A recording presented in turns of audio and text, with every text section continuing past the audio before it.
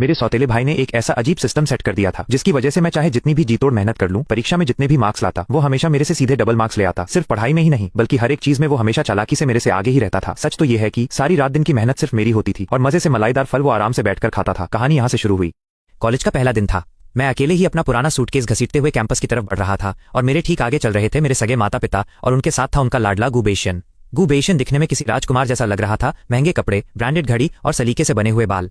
अचानक उसने पीछे मुड़कर चिढ़ते हुए मुझसे कहा, भाई थोड़ा जल्दी चलो ना, इतनी धूप में क्या अपनी जान लोगे। उसकी बात सुनकर मेरे हाथ की मुट्ठियां भिज गईं। कड़वा सच तो ये था कि मैं ही इस अमीर गू परिवार का असली बेटा हूं। जब मैं सिर्फ 2 साल का था तब मुझे किडनैप कर लिया गया था और एक गरीब गांव में बेच दिया गया था। वहां मैंने बहुत दुख झेले। 3 साल पहले जब मैं वापस आया तो मुझे लगा माता पिता मुझे गले लगाएंगे, लेकिन मुझे मिला तो सिर्फ उनका ताना और नफरत। उन्होंने मेरा 3 बार डीएनए टेस्ट कराया और बड़ी मजबूरी में मुझे घर में रखा। वो हमेशा मेरी तुलना गुबेशन से करते और कहते कि मैं गांव का गवार हूं। घर का सारा काम भी मुझसे ही कराया जाता था। मैंने सालों मेहनत की कि शायद कभी माता पिता का दिल पिघल जाए, लेकिन किस्मत हमेशा गुबेशन का ही साथ देती थी। मैं दिन रात पढ़ता तो वो मजे करके भी मुझसे ज्यादा नंबर ले आता। मैं धूप में मेहनत करता और वो आराम से रहकर भी फिट रहता। यहाँ तक कि इस बड़े कॉलेज में भी वो बिना किसी मेहनत के सीधे एडमिशन पाकर मेरा रूममेट बन गया। मेरी पूरी जिंदगी बस उसके सामने एक बैकग्राउंड बनकर रह गई थी। पर मिलिट्री ट्रेनिंग के तीसरे दिन सब कुछ बदल गया। ग्राउंड पर मैंने देखा कि एक छोटे से चांदी जैसे सफेद सांप की पूंछ लोहे के पाइप के नीचे दबी हुई थी। मुझे तरस आ गया। मैंने पाइप हटाकर उसकी जान बचाई और वो तुरंत वहां से भाग गया। मुझे लगा बात वहीं खत्म हो गई, लेकिन असली खेल तो उस रात शुरू हुआ। रात को हॉस्टल के कमरे में बाकी सब सो चुके थे। मैं बेड पर लेटा हुआ अगले महीने के खर्चे की चिंता कर रहा था। उसी उलझन के पल में खिड़की से आती चांदनी की रोशनी में मुझे अपने बेड के पास वही चांदी का सांप दिखाई दिया। उसकी बॉडी चांदी जैसी सफेद चमक रही थी और आंखें कांच की तरह बिल्कुल साफ थीं। तभी मेरे कानों में एक ठंडी सिहरन पैदा करने वाली आवाज गूंजी, इंसान, तुम्हारी मदद के लिए शुक्रिया। मैं इस दुनिया में फंसा हुआ 1000 साल पुराना नाग देवता हूं। तुमने मुझ पर दया दिखाई है, इसलिए तुम्हारे इस एहसान का बदला चुकाने के लिए मैं तुम्हारी 3 इच्छाएं पूरी कर सकता हूं। मैं तो बिल्कुल सुन्न हो गया। मैंने जोर से अपनी जांघ पर चुटकी काटी। एक तेज दर्द का एहसास हुआ, यानी ये कोई सपना नहीं था। मैंने बड़ी सावधानी से कंफर्म करने के लिए पूछा, क्या मैं कुछ भी मांग सकता हूं? मेरे दिमाग में तुरंत एक नंबर कौंधा 100 करोड़। अगर इतने पैसे आ गए तो मुझे कभी किसी के आगे हाथ नहीं फैलाना पड़ेगा, नहीं कभी खर्चे की चिंता होगी। मैं बस बोलने ही वाला था कि अचानक मेरी आंखों के सामने एक अजीब सी तैरती हुई स्क्रीन दिखाई दी, जैसे कोई लाइव चैट या कमेंट्स चल रहे हों। उस स्क्रीन पर लिखा था, धत्त तेरे की, इस नैन पेई के हाथ क्या खजाना लग गया भाई, इसने सच में नागदेवता की जान बचा ली। दूसरा कमेंट आया, ये खुद को खुदा का बंदा समझ रहा है। हंसी आ रही है मुझे, इसे क्या पता कि ये सब हमारे शियन भाई का मास्टर प्लान है। और फिर एक और कमेंट चमका, हाँ भाई, मत भूलो कि हमारे शियन भाई ने इसके साथ डबल रिवॉर्ड सिस्टम बांध रखा है। नैन पेई जो भी मांगेगा शियन भाई को उसका दोगुना मिलेगा। ये पढ़ते ही जैसे किसी ने मेरे सिर पर बर्फीला ठंडा पानी डाल दिया हो। उन कमेंट्स को देखकर मुझे समझ आया कि मैं जिस दुनिया में हूं वो किसी कहानी जैसी है और ये गुबेशन ही उनका चहेता हीरो है। 3 साल पहले उसने चालाकी से मुझे अपने इस डबल सिस्टम से बांध दिया था। मैंने चुपके से सामने वाली खिड़की की तरफ देखा जहां गुबेशन का बेड था।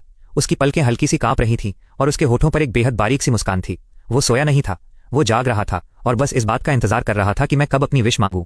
मुझे इस तरह चुपचाप सोच में डूबा देख नागदेवता ने थोड़े उतावलेपन से कहा, जल्दी करो, मांगो। उधर मेरी आंखों के सामने वो कमेंट्स भी पागलों की तरह स्क्रॉल हो रहे थे। ये नागदेवता भी कम शातिर नहीं है। दुनिया बदलने वाली इच्छाओं का एक भारी नुकसान होता है। अगर विश का असर दूसरों पर या दुनिया पर बहुत ज्यादा पड़े तो उसका भयंकर बैकफायर होता है। इंसान या तो कंगाल हो जाता है या फिर सीधा ऊपर पहुंच जाता है। और आखिरी कमेंट ने तो मेरे होश उड़ा दिए। मुझे तो नैन पेई की बर्बादी साफ दिख रही है। वो ज्यादा दिन नहीं जिएगा, पर हमारे शियन भाई का कुछ नहीं बिगड़ेगा, क्योंकि विश तो नैन पेई ने मांगी है ना, तो भुगतेगा भी वही। शियन भाई तो बस मजे लेंगे। मेरे अंदर एक खौफनाक डर बैठ गया। तो ये वजह थी कि गुबेशन ने इतनी आसानी से ये मौका मेरे हाथ लगने दिया। उन कमेंट्स के मुताबिक आगे चलकर इस नाइंसाफी की वजह से मेरा मानसिक संतुलन बिगड़ जाता। मैं जलन से अंधा होकर एक विलेन बन जाता और गुबेशन को फंसाने की नाकाम कोशिशें करता। नतीजा ये होता कि मेरे सगे माता पिता मुझसे नफरत करने लगते और उसके चाहने वाले मुझे तड़पा तड़पा कर मार डालते और गुबेशन मेरी लाश पर पैर रखकर कामयाबी की बुलंदियों को छू लेता। मेरे सीने में गुस्से की एक आग सी भड़क उठी। मैं जानता था कि माता पिता के दिल में मेरी कोई जगह नहीं है और मैंने कभी गुबेशन की जगह लेने का ख्वाब भी नहीं देखा था। मैं तो बस अपने हिस्से का थोड़ा सा प्यार और हक चाहता था, लेकिन इसके बावजूद उसने मुझे अपनी आंख का कांटा समझा और मेरा वजूद मिटाने के लिए इस हद तक गिर गया। जब तय ही है कि मुझे विलन बनना ही है, तो फिर क्यों ना इसकी शुरुआत मैं अपनी मर्जी से करूं। मैंने अपनी आंखें बंद कर लीं। मैंने अपनी आंखें खोलीं और सीधे नागदेवता की तरफ देखकर कहा, नागदेवता, मैंने सोच लिया है। मेरी पहली इच्छा यह है कि मुझे रोज कम से कम 8 घंटे की सुकून की नींद मिले। मैं बस शांत खड़ा रहा, लेकिन मेरी आंखों के सामने वो कमेंट्स पागलों की तरह उछलने लगे। लोग हैरान भी थे और मेरा मजाक भी उड़ा रहे थे। एक कमेंट आया, अरे ये नैन पेई पागल हो गया है क्या? भला ये भी कोई मांगने की चीज है? तभी इसके माँ बाप इसे गंवार समझते हैं। दूसरा बोला, सामने आधी जायदाद और खानदानी रुतबा पाने का मौका था, पर इस बेवकूफ को बस सोने की पड़ी है। दिमाग बेच खाया है क्या? वहीं कुछ कमेंट्स गुबेशन के लिए थे। लो भाई, हमारे शियन भाई तो करोड़ों की दौलत और गजब के लुक्स का डबल रिवॉर्ड लेने के लिए बिल्कुल तैयार बैठे थे, पर इस गवार ने सारा प्लान चौपट कर दिया। इसे मौका मिला भी तो सिर्फ सोने का। इन कमेंट्स को देखकर मुझे अंदर ही अंदर एक सुकून मिला। ये लोग मुझे लालची और घमंडी समझ रहे थे। उनके शरीर से एक दिव्य रोशनी निकली और वो बोले, तथास्तु, तुम्हारी इच्छा पूरी हो। जैसे ही वो रोशनी मेरे सीने में समाई, मुझे अपने शरीर और दिमाग में एक गजब का सुकून महसूस हुआ। और ठीक उसी पल सामने वाले बेड पर लेटे गु बेशन ने अपनी आंखें खोल दी। उसकी आंखों में साफ साफ घबराहट और एक गहरा गुस्सा दिखाई दे रहा था। वो तड़प कर मुझे कुछ डांटना चाहता था, चिल्लाना चाहता था, लेकिन जैसे ही उसने अपना मुंह खोला, किसी अदृश्य और अनजान ताकत ने उसे जकड़ लिया। उसका खुद के शरीर पर से कंट्रोल खो गया और वो झटके से पीछे की तरफ जा गिरा। मैंने खुद को सुरक्षित करने के लिए नागदेवता से सुरक्षा की भीख मांगी। अब मेरे पास 2 वरदान और बचे थे। नागदेवता ने मुझे बहुत गहरी नजरों से देखा और मैंने बस चुपचाप सिर हिला दिया। देखते ही देखते वो एक बारीक चांदी की लकीर जैसे सांप की पूंछ में बदले और चुपके से मेरी कलाई के अंदरूनी हिस्से पर आकर चिपक गए। अगली सुबह वरदान के असर से मेरी आंख बिल्कुल सही समय पर खुली। 8 घंटे की गहरी और सुकून भरी नींद का जादू साफ दिख रहा था। कल दिन भर की जितनी भी थकावट और टेंशन थी वो पूरी तरह गायब हो चुकी थी। दूसरी तरफ मेरे बाकी के दोनों रूममेट्स ज़ियाओ लेई और ली मिंग की हालत ऐसी थी जैसे किसी ने उनकी जान ही निचोड़ ली हो। आंखों के नीचे काले घेरे लिए वो सोते जागते हुए किसी तरह बेड से नीचे उतरे। जब उन्होंने देखा कि मैं एकदम तैयार होकर अपना बेड ठीक कर रहा हूं तो ज़ियाओ लेई हैरान रह गया। वो बोला, गुनान, तुम सच में अजीब हो यार। रात भर हॉस्टल में इतना शोर हो रहा था, फिर भी तुम घोड़े बेचकर सो रहे थे। ली मिंग ने भी सिर पकड़ते हुए हाँ में हाँ मिलाई। वही तो, इतना जोरदार शोर था कि मैं पूरी रात अपनी आंखें तक बंद नहीं कर पाया। मेरा सिर दर्द के मारे फटा जा रहा है। मैंने उनकी तरफ देखा और बिना किसी भाव के रूखे अंदाज में कहा, मैं क्या करूं, मेरी नींद शुरू से ही बहुत गहरी है। उन्होंने मुझ पर ध्यान देना छोड़ा और सीधे गो बेशन के बेड की तरफ बढ़े जो अभी तक चादर ताने सोया हुआ था। उन दोनों ने उसे पकड़कर जोर जोर से हिलाया। घबराकर उन्होंने उसकी सांसें चेक की, यहां तक कि उसके गाल पर चुटकी भी काटी, पर गु बेशन टस से मस नहीं हुआ। बस उसके शरीर से लगातार पसीना छूट रहा था और वो बेसुध पड़ा था। समय तेजी से निकला जा रहा था। आखिरकार दोनों रूममेट्स ने हार मान ली और गु बेशन को वैसे ही छोड़कर हड़बड़ी में अपनी चीजें समेटकर रूम से बाहर भागे। नतीजा ये हुआ कि वो दोनों मिलिट्री ट्रेनिंग के लिए लेट हो गए और उस कड़क मिजाज डेविल इंस्ट्रक्टर ने उन्हें कड़ी सजा दे दी। धूप में उठक बैठक करते करते वो दोनों अधमरे हो गए और उनके दिल में गु बेशन के लिए नफरत और बढ़ गई। गु बेशन की आंख दोपहर बाद खुली। जब मिलिट्री ट्रेनिंग खत्म होने वाली थी तब वो घबराया हुआ ग्राउंड पर पहुंचा। इंस्ट्रक्टर भला ऐसा अनुशासनहीन बर्ताव कैसे बर्दाश्त करते। उन्होंने बिना रहम खाए उसे सबसे खतरनाक सजा सुना दी। ग्राउंड के पूरे 50 चक्कर काटो और जब तक खत्म न हो रुकना मत। महज कुछ चक्करों में ही उसका चेहरा सफेद पड़ गया और पैर लड़खड़ाने लगे। आखिर में कॉलेज के काउंसलर को बीच में आना पड़ा। उन्होंने इंस्ट्रक्टर से मिन्नतें करके उसे रुकवाया, लेकिन शर्त रखी कि अगले दिन उसे 5000 शब्दों का माफीनामा लिखकर देना होगा। रात के 10 बज चुके थे और हॉस्टल का गेट बंद होने वाला था जब गु बेशन एक मरे हुए कुत्ते की तरह अपने पैर घसीटता हुआ रूम में दाखिल हुआ। उसने जैसे ही अंदर कदम रखा, देखा कि ज़ियाओ लेई और ली मिंग मजे से बेड पर लेटे वीडियो गेम खेल रहे हैं। दिन भर का दबा हुआ उसका गुस्सा एक झटके में फूट पड़ा। वो उन पर चिल्लाने लगा। ज़ियाओ लेई, जो खुद दिन भर की सजा भुगतकर गुस्से में बैठा था, ये सुनते ही भड़क गया। तेरा दिमाग खराब है क्या बेशन? हम दोनों ने कम से कम आधा घंटा तुझे उठाने की कोशिश की। चिल्लाते चिल्लाते हमारा गला बैठ गया, पर तू तो सुअर की तरह सो रहा था और अब उल्टा हम पर ही धौंस जमा रहा है। ली मिंग ने भी पीछे से तंज कसा। वही तो, हमें लगा तुझे कुछ हो गया है। हम तो 120 एम्बुलेंस को फोन करने वाले थे। गु बेशन ने अपना गला फाड़ते हुए पलटवार किया। खर्राटे? किसने खर्राटे लिए? तुम दोनों झूठ बोल रहे हो। मैं सब जानता हूं। तुम दोनों मुझसे जलते हो और जानबूझकर मेरा नाम खराब कर रहे हो। मैं तुम्हें अपना भाई मानता था, इतनी महंगी जापानी डिश खिलाता था और तुम मेरे साथ ऐसा घटिया बर्ताव कर रहे हो। अब वो दोनों रूममेट्स भी कोई सीधे साधे गाय नहीं थे। भला वो ये इल्जाम कैसे सहते? देखते ही देखते उनके बीच भयंकर गाली गलौज और लड़ाई शुरू हो गई। ज़ियाओ लेई ने चिल्लाकर कहा, अबे तुझसे कौन चलेगा? तू खर्राटे लेता है या नहीं ये पूरा हॉस्टल जानता है। तीनों के बीच की लड़ाई इतनी बढ़ गई कि पड़ोस के कमरों से लोग बीच बचाव करने आ गए। गुस्से में पागल गु बेशन चिल्ला रहा था कि उसके पैसों के एहसान वापस करो, जबकि ज़ियाओ लेई और ली मिंग उसे ढोंगी, बेशर्म और मरा हुआ इंसान कहकर कोस रहे थे। वो बुरी तरह घिर चुका था। ज़ियाओ लेई ने चिल्लाकर यहां तक कह दिया कि वो गु बेशन के खर्राटों का ऑडियो रिकॉर्ड करेगा और पूरे कॉलेज को सुनाएगा ताकि उसका असली चेहरा सबके सामने आ सके। इस बात ने जलती आग में घी का काम किया। लेकिन ठीक उसी पल जब तीनों के बीच लड़ाई अपने चरम पर थी, अचानक गु बेशन की आवाज बंद हो गई। वो सीधे जमीन पर ढह गया। लेकिन तभी कमरे में वही जानी पहचानी खर्राटों की भयानक आवाज फिर से गूंजने लगी। उस आवाज को सुनकर वहां मौजूद हर इंसान का मुंह ऐसा बन गया जैसे उन्होंने जिंदा मक्खी निगल ली हो। दोनों रूममेट्स ने घबराकर किसी तरह गु बेशन को उठाकर बेड पर लिटाया। जब उन्होंने देखा कि मैं इन सब से बेफिक्र अपने बेड पर सोने की तैयारी कर रहा हूं तो उनका गुस्सा मेरे ऊपर फूट पड़ा। ज़ियाओ लेई चिल्लाया, गुनान, तुम मर गए हो क्या? तुम तो गु परिवार के टुकड़ों पर पलने वाले एक गरीब स्टूडेंट हो ना? गु बेशन की ये हालत है और तुम्हें कोई परवाह ही नहीं है। ये सुनकर मुझे समझ आया कि गु बेशन ने पीठ पीछे मेरे बारे में हॉस्टल में क्या बकवास फैला रखी थी। मैं अपने ऊपर के बेड पर उठकर बैठा और ठंडे अंदाज में उनकी तरफ देखा। मैंने कहा, वो सोया है, मरा नहीं है।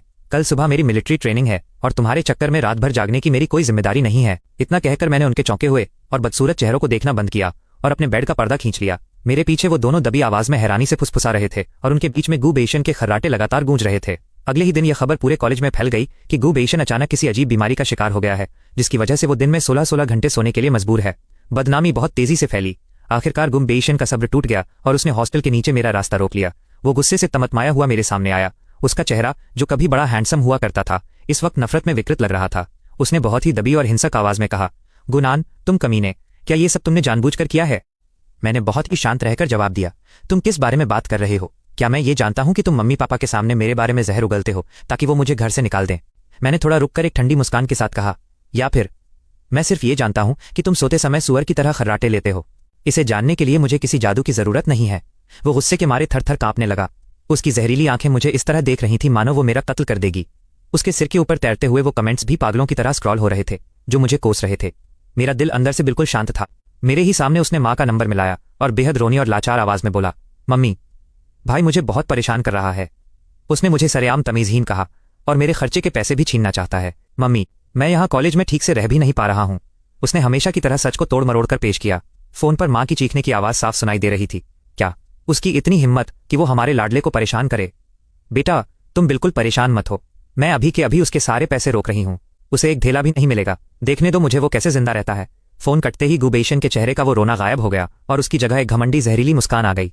उसने अपना सिर ऊंचा किया और बोला, सुना तुमने गुनान, अब तुम्हारे पास फूटी कौड़ी भी नहीं है। अगर अपनी भलाई चाहते हो तो घुटनों के बल बैठो और मुझसे माफी मांगो। अगर मेरा मूड अच्छा हुआ तो शायद तुम्हें मेरे बचे हुए खाने में से कुछ मिल जाए। उधर हवा में तैरते कमेंट्स और ज्यादा खुश हो रहे थे। शियन भाई ने क्या दिमाग चलाया है? नैनपेई का सारा दाना पानी बंद कर दिया। अब वो गुस्से में आकर नाग देवता से कोई बड़ी विश मांगेगा और बदला लेने की कोशिश करेगा, और वो जो भी मांगेगा उसका डबल तो हमारे शियन भाई को ही मिलेगा। गु परिवार की इतनी बड़ी जायदाद के सामने ये 8,000 की पॉकेट मनी तो कुछ भी नहीं है। इतने में तो शियन भाई के कुत्ते का खाना भी नहीं आता। आखिर आगे चलकर पूरी कंपनी तो शियन भाई को ही संभालनी है। उधर हवा में तैरते उन कमेंट्स को देखकर मुझे उनकी असलियत समझ आ रही थी, लेकिन मैंने गुबेशन की उम्मीद के मुताबिक कोई रिएक्शन नहीं दिया। मैंने पहले की तरह डरने या गिड़गिड़ाने का नाटक बिल्कुल नहीं किया। इतना कहकर मैं उसके पास से निकल गया और सीधा अपने हॉस्टल के कमरे की तरफ बढ़ गया। हाँ, जेब में एक फूटी कौड़ी न होना थोड़ी परेशानी की बात थी, पर मुझे इसका कोई डर नहीं था, क्योंकि मैं जानता था कि एक जबरदस्त पलटवार का सही मौका बहुत जल्द आने वाला है। कॉलेज की स्टार पार्टी आने वाली थी। हवा में तैरते उन कमेंट्स के मुताबिक मूल कहानी में मैं इसी पार्टी के दौरान गुबेशन के लिए एक विश मांगने वाला था कि वो सुपर हैंडसम बन जाए, और मेरी उस विश के कारण गुबेशन को डबल खूबसूरती मिलने वाली थी। इस वक्त ऑडिटोरियम में खचाखच भीड़ थी और माहौल काफी गर्म था। यह खबर फैल चुकी थी कि कॉलेज का सबसे हैंडसम लड़का ही नए छात्रों की तरफ से स्टेज पर भाषण देने वाला है। कई सीनियर लड़कियां और सीनियर्स भी सिर्फ उस तथाकथित हैंडसम हंक को देखने आए थे, लेकिन अब स्टेज पर जाने का वक्त हो चुका था और गुबेशन के चेहरे या रूप में रत्ती भर भी बदलाव नहीं आया था। इसलिए वो अपनी आदत से मजबूर होकर एक बार फिर मुझे उकसाने के लिए मेरे पास आया। उसने बड़े घमंड से कहा, गुनान, सच तो यह है कि असली छात्र प्रतिनिधि तुम होने वाले थे। जानते हो क्यों टीचर ने आखिरकार मेरा नाम तय किया? मैंने उसकी तरफ देखा भी नहीं, क्योंकि मैं उससे बात करने में अपना वक्त बर्बाद नहीं करना चाहता था। वो खुद ही आगे बोलने लगा, ऐसा इसलिए क्योंकि मेरी इमेज और मेरा क्लास तुमसे कहीं बेहतर है। तुम उतने हैंडसम नहीं हो और न ही तुम्हारा कोई स्टैंडर्ड है। तुम्हारी किस्मत में पूरी जिंदगी मेरे साए में रहना और मेरे पैरों तले कुचले जाना ही लिखा है। भले ही मैं उन कमेंट्स को न देखता, तब भी मुझे समझ आ जाता कि ये उसकी कोई पुरानी चाल है। मैंने ऐसा नाटक किया मानो मैं उसकी बातों से बहुत ज्यादा भड़क गया हूँ। मैंने गुस्से का अभिनय करते हुए कहा, मेरे सामने इतने नवाब मत बनो। क्या पता मैं अभी अपना शरीर थोड़ा सा हिलाऊं और अचानक एक हैंडसम लड़का बन जाऊं। मेरी ये बात सुनते ही गुबेशन के चेहरे पर एक पल के लिए अपनी योजना के कामयाब होने की चमक कौंध गई। मैंने भी उसकी उम्मीदों को टूटने नहीं दिया। मैंने एक गहरी सांस ली और मन ही मन नागदेवता का आह्वान करते हुए अपनी दूसरी इच्छा मांगी। मैं चाहता हूं कि मेरा वजन हमेशा लगभग 70 किलोग्राम के आसपास ही रहे। नागदेवता ने एक बेहद अजीब और उलझन भरे चेहरे के साथ मुझसे कहा, जैसी तुम्हारी इच्छा। इतना होते ही हवा में तैरते कमेंट्स का बॉक्स जैसे पागल हो गया। लोग हंस हंसकर लोटपोट हो रहे थे। भाई, मैं अपनी हंसी नहीं रोक पा रहा हूँ। कौन भला आदमी ऐसी विश मांगता है? क्या नैनपेई की विश पूरी हुई? मुझे तो उसमें कोई बदलाव नहीं दिख रहा। ऊपर वाले भाई, तुम गलत नहीं कह रहे। वो बिल्कुल वैसा ही है, बस उसने थोड़े ढंग के कपड़े पहन लिए हैं, पर उसका चेहरा सचमुच बेमिसाल लग रहा है। लेकिन रुको, ये क्या हो रहा है? तभी लाउडस्पीकर पर मैनेजर की आवाज गूंजी, अब मैं बहुत ही आदर के साथ हमारे नए छात्र प्रतिनिधि गुबेशन को स्टेज पर भाषण देने के लिए आमंत्रित करता हूं। पूरा ऑडिटोरियम तालियों की गड़गड़ाहट, सीटियों और फैंस की चीख पुकार से गूंज उठा। हर कोई अपनी गर्दनें उठा उठाकर उस सबसे हैंडसम चेहरे को देखने के लिए बेताब था। गुबेशन बेहद गर्व के साथ धीरे धीरे स्टेज के केंद्र की तरफ बढ़ा। वो अपने पूरे शरीर में एक अजीब सी ऊर्जा को बहते हुए साफ महसूस कर सकता था। उसके चेहरे के नैन नक्श अंदर ही अंदर बदल रहे थे। वो अपनी अंदरूनी खुशी और घमंड को छुपा नहीं पा रहा था। उसने मन ही मन सोचा, आज मैं सबको एक ऐसा सरप्राइज दूंगा कि सब देखते रह जाएंगे। लेकिन जैसे ही स्टेज के नीचे बैठी पूरी ऑडियंस की नजर स्टेज पर चढ़े गुबेशन पर पड़ी, पूरे ऑडिटोरियम में एक अजीब सा भयानक सन्नाटा छा गया, मानो वहां मौजूद हर इंसान की सांसें थम गई हों। उधर गुबेशन इस सन्नाटे को अपनी खूबसूरती का खौफ और दीवानगी समझकर मन ही मन बेहद संतुष्ट और मुस्कुरा रहा था। उसने मन ही मन सोचा कि हर कोई उसकी बेमिसाल खूबसूरती को देखकर दंग रह गया है। लेकिन जल्द ही उसे एहसास हुआ कि कुछ तो गड़बड़ थी। उसने अनजाने में ही अपनी नजरें नीचे की तरफ घुमाई। उसका शरीर जो पहले काफी दुबला पतला हुआ करता था, न जाने कब अचानक एक बहुत बड़े घेरे की तरह फूल चुका था। उसके हाथ और बाजू भी मोटे और गोल मटोल सुअर जैसे हो चुके थे। एक पल के सन्नाटे के बाद स्टेज के नीचे से अचानक चीखने चिल्लाने की एक जबरदस्त आवाज आई। पूरी ऑडियंस आपस में कानाफूसी करने लगी। हर कोई कह रहा था कि पूरे कॉलेज में क्या कोई लड़का नहीं बचा था। उन्होंने कॉलेज का सबसे हैंडसम लड़का, स्कूल हंक चुनने के लिए इतने बदसूरत लड़के को कैसे ढूंढ निकाला। वेलकम पार्टी का ये नजारा किसी बवंडर की तरह था, जिसने पूरे कैंपस और सोशल मीडिया को हिलाकर रख दिया। इस तरह अचानक अर्श से फर्श पर आ जाने और इस भयानक बेइज्जती ने घमंडी गुबेशियन को पूरी तरह से पागल कर दिया था। डॉक्टरों ने कई तरह की पेचीदा जांच करने के बाद ये नतीजा निकाला कि किसी अज्ञात वजह से उसके शरीर में गंभीर सूजन आ गई है और उन्होंने उसे निगरानी के लिए अस्पताल में भर्ती होने की सलाह दी। मम्मी पापा ने कसम खाई कि वो उसकी इस बीमारी को ठीक करवा कर ही रहेंगे, लेकिन गुबेशियन अपने दिल में सच्चाई अच्छी तरह जानता था। वो तुरंत अस्पताल से सीधे हॉस्टल के कमरे में भागा चला आया। कमरे में कदम रखते ही उसने मुझ पर गालियों की बौछार कर दी। वो चिल्लाया, गुनान, तुम कमीने, तुम मूर्ख इंसान, तुम बहुत बुरी मौत मरोगे। मैंने उसकी तरफ बड़े रहम की नजरों से देखा। मेरी आवाज इस वक्त उसके लिए किसी शैतान की फुसफुसाहट जैसी थी। मैंने कहा, गुबेशियन, लगता है तुम अभी तक हालात को समझ नहीं पाए हो। मैंने थोड़ा रुककर अपनी बात जारी रखी। जरा अंदाजा लगाओ, अगर मैंने नाग देवता से अपनी तीसरी इच्छा ये मांग ली कि मेरा ब्लड प्रेशर हमेशा 80 और 120 के बीच ही रहे, तो तुम्हारे साथ क्या होगा। मेरी ये बात सुनते ही उसके चेहरे का गुस्सा पल भर में जम गया। उसका पूरा शरीर बेकाबू होकर कांपने लगा। उसने खौफ से कांपती आवाज में कहा, तुम जानते हो, तुम सब कुछ जानते हो। भाई, तुम मेरे सगे भाई हो। मुझसे नासमझी हो गई, प्लीज मुझे माफ कर दो। इतना कहने के बाद वो बदहवास होकर हॉस्टल के कमरे से बाहर भाग गया। मुझे एक फोन कॉल के जरिए वापस गु परिवार के बंगले पर बुलाया गया। मेरे पापा मुख्य सोफे पर बैठे थे। उनका चेहरा बिल्कुल सपाट था। उन्होंने कड़क आवाज में कहा, घुटनों के बल बैठ जाओ। मेरी माँ एक तरफ बैठकर रो रही थी और उनकी आंखों में मेरे लिए सिर्फ शिकायत और निराशा भरी थी। वहीं गुबेशियन माँ के ठीक बगल में बैठा हुआ था और उसकी आंखें रोने की वजह से पूरी लाल हो चुकी थीं। मुझे देखते ही उसका चेहरा लाल हो गया। मैं अपनी जगह पर चुपचाप खड़ा रहा और शांत आवाज में पूछा, पापा, आखिर मैंने क्या गलत किया है जो मुझे घुटनों के बल बैठने के लिए कहा जा रहा है। मेरे पापा ने गुस्से में दहाड़ते हुए कहा, तुम्हारी इतनी हिम्मत कि तुम मुझसे ही सवाल पूछ रहे हो। तुम इस बात से जलते हो कि तुम्हारा भाई नए छात्रों का प्रतिनिधि बना है, इसीलिए तुमने घटिया हथकंडे अपनाकर उसे जहर दिया और इस हालत में पहुंचाया। हमारे गु परिवार का नाम तुमने पूरे कॉलेज में मिट्टी में मिला दिया है। मेरी माँ भी रोते हुए चिल्लाई, गुनान, तुम इतने बेरहम कैसे हो सकते हो। बेशी ने तुम्हारा क्या बिगाड़ा था, तुम उसे इस तरह नुकसान पहुंचाना चाहते हो। वो तुम्हारा सगा भाई है। मैं अंदर ही अंदर ठंडी मुस्कान मुस्कुराया। मैंने उसे नुकसान पहुंचाया? आखिर किस बुनियाद पर ये लोग कह रहे हैं कि मैंने उसे चोट पहुंचाई है? सिर्फ इसलिए क्योंकि वो इनके सामने रोया और उसने हमेशा की तरह नौटंकी की। तभी गुबेशियन ने अपनी रोनी आवाज में फिर से आग में घी डालने का काम किया। पापा, मम्मी, मैं जानता हूं कि गलती मेरी ही है। मुझे भैया से उलझना नहीं चाहिए था। आखिर वह आपके सगे बेटे हैं। मुझे लगता है कि मेरा यहां से चले जाना ही बेहतर होगा। अगर हालात ऐसे ही रहे तो मुझे डर है कि कहीं मैं अपनी जान से हाथ न धो बैठूं। ये सुनते ही पापा और मम्मी तुरंत चौकन्ने हो गए। तुम्हारा क्या मतलब है बेशन? गुबेशन फूट फूट कर रोने लगा। उन्होंने मुझे धमकी दी है। उन्होंने कहा कि वो मुझसे इन सारे सालों का बदला लेना चाहते हैं, क्योंकि उनकी जगह सारी सुख सुविधाएं मुझे मिली। उन्होंने कहा कि ये तो सिर्फ एक सबक है और अगर मैंने आगे कभी भी उनसे जायदाद का हिस्सा मांगने की हिम्मत की तो वो मुझे जिंदा नहीं छोड़ेंगे। पापा, मैं अभी सिर्फ 18 साल का हूं। मैं अभी मरना नहीं चाहता। ये सुनकर मेरे पापा का गुस्सा 7वें आसमान पर पहुंच गया। क्या गुनान, तुम सच में एक आस्तीन के सांप निकले। सिर्फ जायदाद के लालच में तुम अपने ही भाई की जान लेना चाहते हो। मेरी माँ ने भी मुझे बुरी तरह फटकारते हुए कहा, निकल जाओ यहां से। अगर मुझे पहले से पता होता कि तुम ऐसे निकलोगे तो मैं तुम्हें कभी पैदा ही नहीं करती। अभी के अभी दफा हो जाओ। मैंने भी बहुत ही शांत रहकर उनकी तरफ देखा। मुझे ऐसे पक्षपाती और अंधे माता पिता की कोई जरूरत नहीं थी। मैं बिना पीछे मुड़कर देखे हमेशा के लिए गु परिवार के उस बंगले से बाहर निकल गया। मेरे इस तरह बिना डरे और बिना गिड़गिड़ाए चले जाने से मेरे माता पिता का गुस्सा और ज्यादा भड़क गया। गुबेशन को दिलासा देने के लिए और मेरे सारे रास्ते हमेशा के लिए बंद करने के इरादे से उन्होंने एक बड़ा फैसला लिया। ठीक एक हफ्ते बाद उन्होंने गुबेशन के लिए 18वें जन्मदिन की एक बेहद भव्य और आलीशान पार्टी रखी। पार्टी के सबसे खास मोड़ पर मेरी माँ ने सरेआम यह ऐलान कर दिया कि गुबेशन ही गु परिवार की पूरी धन दौलत और जायदाद का इकलौता वारिस एयर होगा। वो इतने पर ही नहीं रुके। इस बड़े मौके पर उन्होंने मुझे नीचा दिखाने के लिए एक इन्विटेशन कार्ड, निमंत्रण पत्र भी भेजा। वे चाहते थे कि मैं अपनी आंखों से गुबेशन को उस सारी शोहरत और दौलत के शिखर पर जाते हुए देखूं। वे देखना चाहते थे कि मैं कैसे पछतावे और जलन की आग में तड़पता हूं। लेकिन अफसोस, मैं उस पार्टी में गया ही नहीं। मैं उस पार्टी में बिल्कुल नहीं गया। इसके बजाय मैंने वो इन्विटेशन कार्ड अपने एक छोटे भाई चेले को थमा दिया। जैसे ही मुझे इस बात की पक्की खबर मिली कि गु परिवार की सारी जायदाद कानूनी तौर पर गुबेशन के नाम ट्रांसफर हो चुकी है, वैसे ही मैंने अपनी प्यारी माँ के पास 2 बहुत बड़े सरप्राइज गिफ्ट भेजने का इशारा कर दिया। पहला तोहफा मेरे पापा और गुबेशन की डीएनए पैटर्निटी टेस्ट रिपोर्ट थी।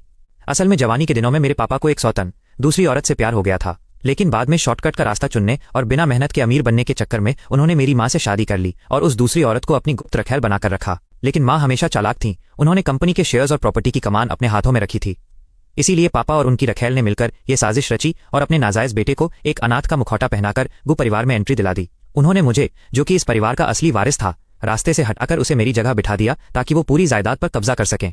यह पैटर्निटी टेस्ट रिपोर्ट माँ के लिए किसी परमाणु बम के धमाके जैसी थी। इस तगड़े झटके को मेरी माँ बर्दाश्त नहीं कर पाई और उनके पैरों तले जमीन खिसक गई। वो बेहोश होते होते बची। लेकिन खेल अभी खत्म नहीं हुआ था। दूसरा बड़ा तोहफा था, इस बात का पक्का सबूत कि गु बेइशन ही माँ को पीठ पीछे धीरे धीरे ड्रग्स दे रहा था। इस दूसरे झटके ने मेरी माँ को अंदर से पूरी तरह झकझोर कर रख दिया। वो आज तक खुद को खुशनसीब समझती आ रही थी, लेकिन आज जाकर उन्हें पता चला कि उनके सबसे करीबी और भरोसेमंद लोगों ने ही मिलकर उनके खिलाफ इतनी बड़ी साजिश रची थी। उन्होंने न सिर्फ अपनी सौतन के बेटे को पाला बल्कि उसे अपना सब कुछ सौंप दिया। वो पूरी दुनिया के सामने एक मजाक बनकर रह गई थीं। इस भयानक धोखे और बेइज्जती के एहसास ने उन्हें स्टेज पर ही पूरी तरह तोड़ दिया। वो आलीशान और गौरवशाली दिखने वाली बर्थडे पार्टी एक बहुत बड़े और गंदे स्कैंडल में बदलकर खत्म हुई। ये तमाशा लंबे समय तक उनके पूरे बिजनेस और हाई प्रोफाइल सर्कल में हंसने का जरिया बना रहा। इसके बाद मेरी माँ ने कोई रहम नहीं दिखाया। मेरे पापा और उस दूसरी औरत पर मानव तस्करों के साथ मिली भगत करके अपने ही सगे बच्चे को बिकवाने के जुर्म में केस दर्ज हुआ। इसके साथ ही माँ ने पापा को पूरी प्रॉपर्टी हड़पने के धोखेबाजी के केस में सलाखों के पीछे पहुंचा दिया। रही बात गु बेइशन की, तो माना कि वो इस पूरी साजिश के वक्त नाबालिग था, इसलिए वो जेल जाने से तो बच गया, लेकिन माँ का बदला अभी पूरा नहीं हुआ था। उन्होंने सरेआम एक बयान जारी करके गुना बेइशन की इस जालसाजी का पर्दाफाश कर दिया। एक दिन वो मेरे सामने आकर खड़ा हो गया। माँ की मार खाने की वजह से उसका चेहरा किसी सूजे हुए सुअर जैसा लग रहा था। उसने बेहद जहरीली नजर से मुझे देखा और गुर्राते हुए कहा, गुनान, तुम बहुत ही कमीने और शातिर इंसान हो। तुम्हें क्या लगा था कि मेरी असली पहचान सबके सामने लाकर तुम मुझसे जीत जाओगे?